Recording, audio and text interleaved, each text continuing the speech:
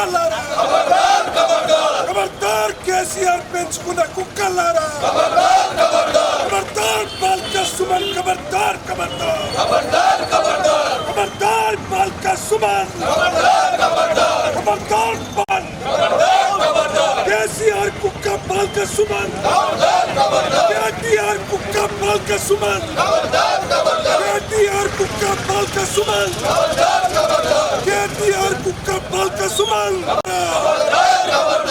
BRS పెంపుడు గుండాలారా BRS పెంపుడు గుండాలారా BRS పెంచుకున్న గుండాలారా ఖబర్దార్ బాల్కా సుమన్ ఖబర్దార్ కేటీఆర్ ఖబర్దార్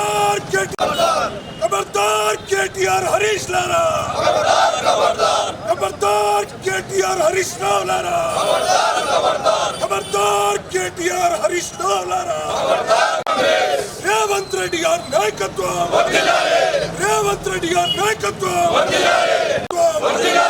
రేవంత్ రెడ్డి గారి నాయకత్వం ఖబర్దార్ బాల్కా సుమన్ ఖబర్దార్ కేటీఆర్ హరీష్ రావు బీఆర్ఎస్ బీఆర్ఎస్ బీఆర్ఎస్ కేసీఆర్ కేసీఆర్ కేసీఆర్ కేటీఆర్ కేటీఆర్ కేటీఆర్ కేటీఆర్ కేటీఆర్ హరీష్ రావు హరీష్ రావు హరీష్ కాంగ్రెస్ సై కాంగ్రెస్ సై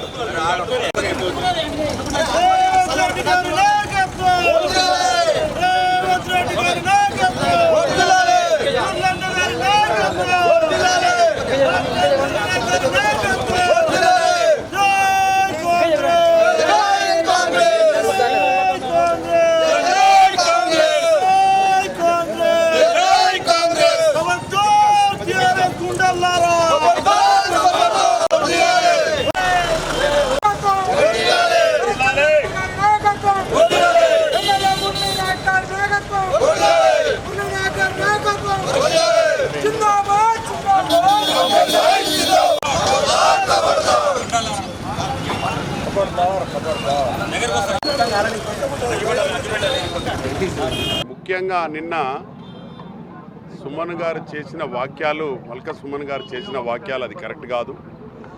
ఏదన్నా ఉంటే గౌరవనీయ ముఖ్యమంత్రి గారు రేవంత్ రెడ్డి గారు మాట్లాడిన వాక్యాలు సబ్జెక్టు మీద, కృష్ణ జలాల మీద, గోదావరి మీద, వాటి మీద మాట్లాడాడు. దాంతో పాటు నువ్వు ఎలా మాట్లాడారో అలా మాట్లాడమని అన్నాడు, కానీ చెప్పు చూపించడం అది సమంజసమైన కాదు.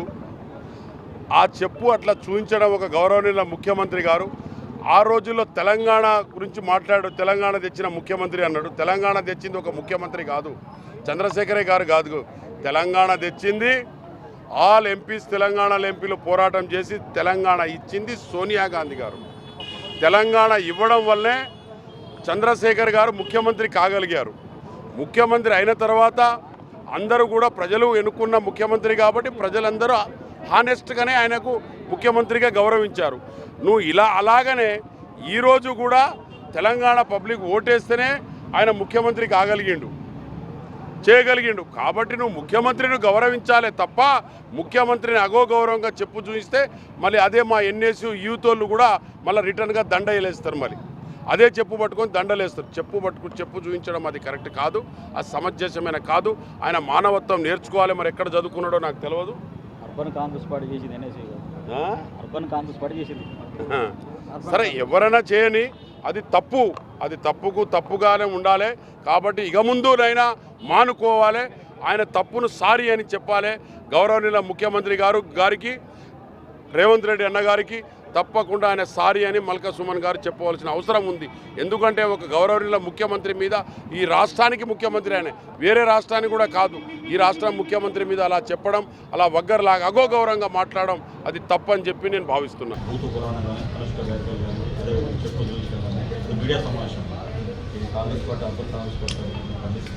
వారిపైన చర్య తీసుకుని కేసు నమోదు కోరుతున్నారు.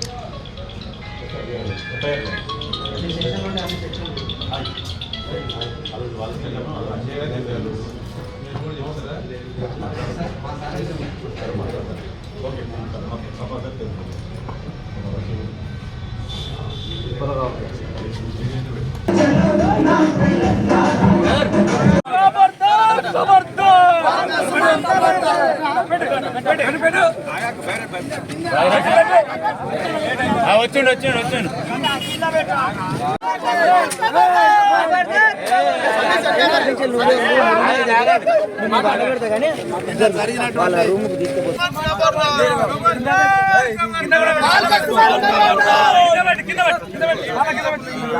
ఎమ్మెల్యే అవపడం మీరు అవపడతారా నన్ను దింపడానికి ఏమున్నది కింద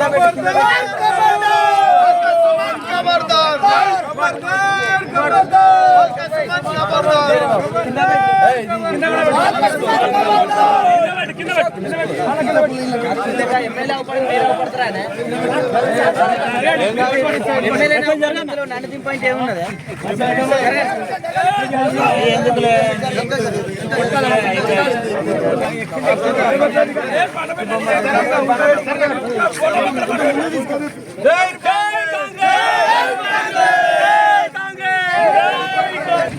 ఎమ్మెల్యే గారు మాట్లాడిన అనుచిత వ్యాఖ్యల గురించి ఈరోజు మేము దినగుర్తి మండలంలో ఈరోజు వారి దిష్టిబొమ్మ దానం చేయడం జరుగుతూ ఉంది.